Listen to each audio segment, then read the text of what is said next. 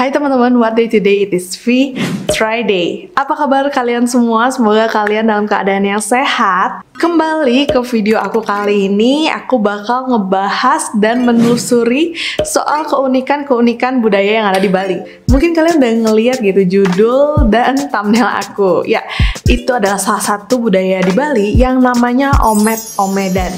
Jadi,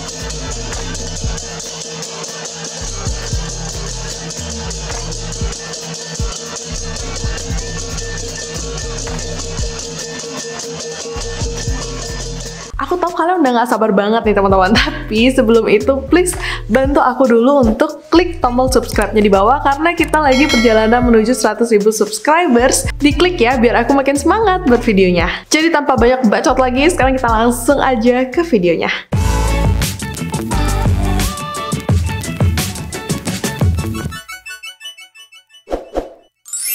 Nah, karena requestan dari kalian nih, aku bakal masukin semua source yang aku kumpulkan itu di pojok bawah sana. Jadi kalau misalnya kalian mau langsung ngecek atau baca sendiri artikelnya, boleh juga. Sebelum aku mulai cerita gimana sih keseruan Omet-Omedan ini, aku mesti banget ngasih tau kalian sedikit tentang histori Omet-Omedan ini.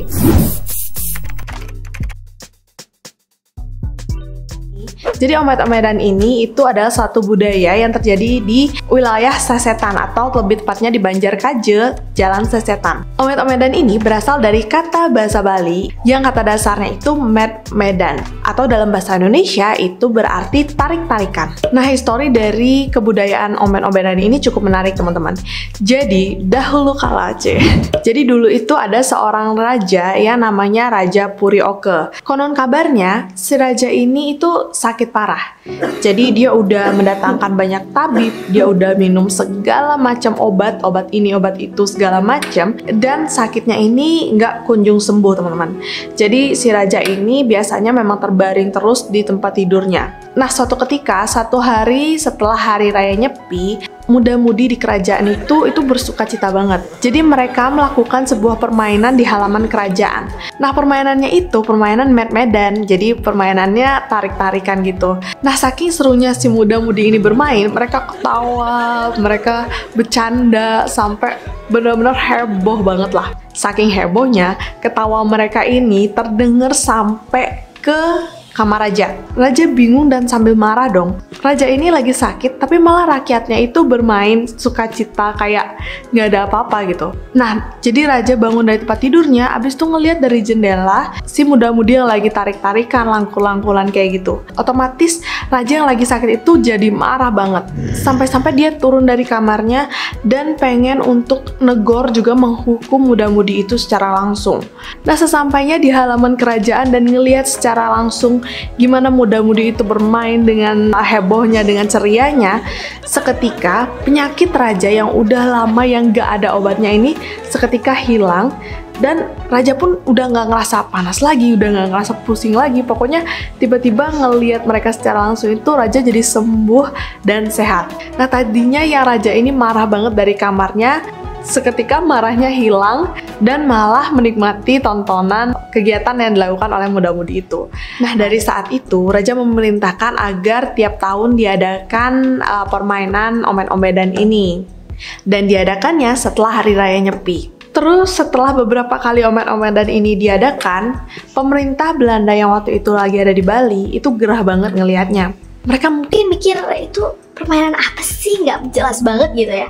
Habis itu Belanda itu memerintahkan untuk mentiadakan permainan Omet-Omedan ini. Setelah beberapa kali Omet-Omedan ini ditiadakan, tiba-tiba ada 2 ekor babi hutan liar yang berkelahi di tempat Omet-Omedan itu ditiadakan, sampai akhirnya babi-babi itu mati di sana.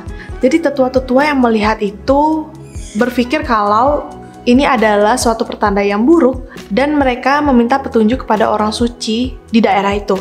Akhirnya mereka mengetahui bahwa babi-babi itu membawa pertanda yang buruk dan bisa-bisa membawa penyakit apabila Omet-Omedan ini tidak dilaksanakan.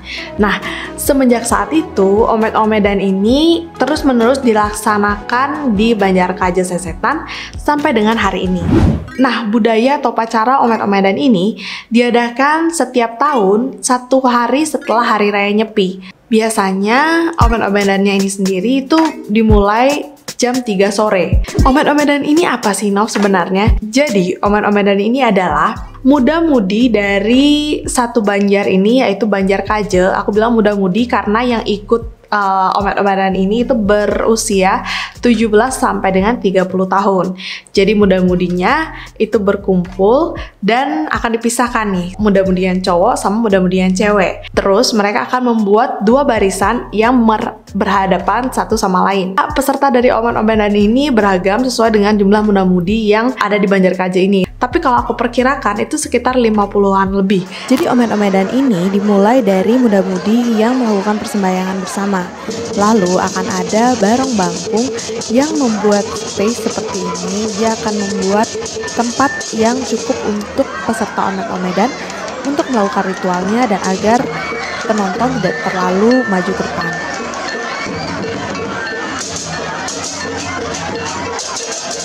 Lalu barong ini akan melakukan tarian seperti ini, dan setelah tarian itu selesai, Omed-Omedan pun resmi dimulai. Nah, di setiap barisan kan ada nih orang yang paling depan. Si muda-mudi ini mulai dengan mendorong satu sama lain, terutama dari belakang dorong ke depan, sampai akhirnya depan ini nempel dan rangkul-rangkulan itu pun terjadi.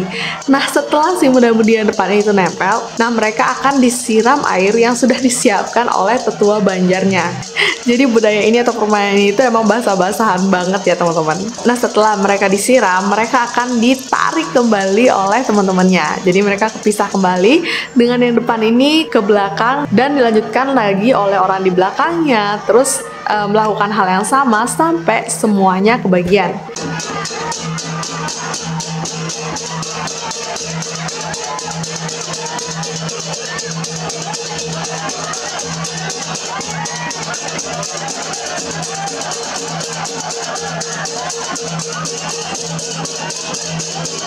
Jadi budaya ini tuh mungkin kira-kira memakan waktu ya 1 jaman lah. Serunya bukan cuma mereka disiram air aja gitu, tapi ada juga gamelan yang mengiringi prosesi ini, jadi makin heboh lagi suasananya. Sebenarnya budaya ini tuh mulai dengan muda-mudi yang saling rangkul-merangkul gitu. Jadi, nah yang paling depan tuh cuma ada rangkulan dan pelukan doang. Tapi makin kesini, itu makin bertambah kadar rangkulannya. Jadi mulai dari rangkulan, terus ada yang sengaja ngenain pipi, jadi kayak ciuman pipi gitu. Sampai-sampai ada yang ngenain ke bibir, jadi ciuman bibir jadinya. Semenjak di tahun 2017, ciuman bibir ini tidak diperbolehkan, tapi ciuman pipi atau tempel pipi itu masih boleh.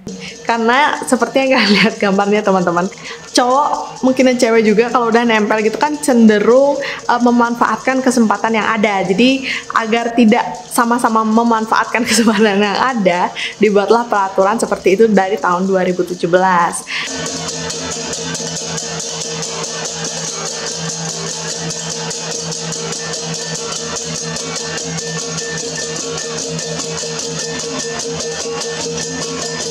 Nah, dulu itu aku inget ketika aku nonton Omed-Omedan ini pada saat kecil, itu merupakan upacara biasa dan biasanya ditonton oleh orang-orang sebanjar, which is itu kayak satu RW gitu mungkin ya gedenya. Terus kita yang dari RW lain, masyarakat sekitar sana doang, karena biasanya masyarakat sekitar sana kan tahu ya jam-jamnya, jadi masyarakat sekitar sana ikutlah nontonin. Tapi karena hebohnya dan serunya dan kerennya, keren sih.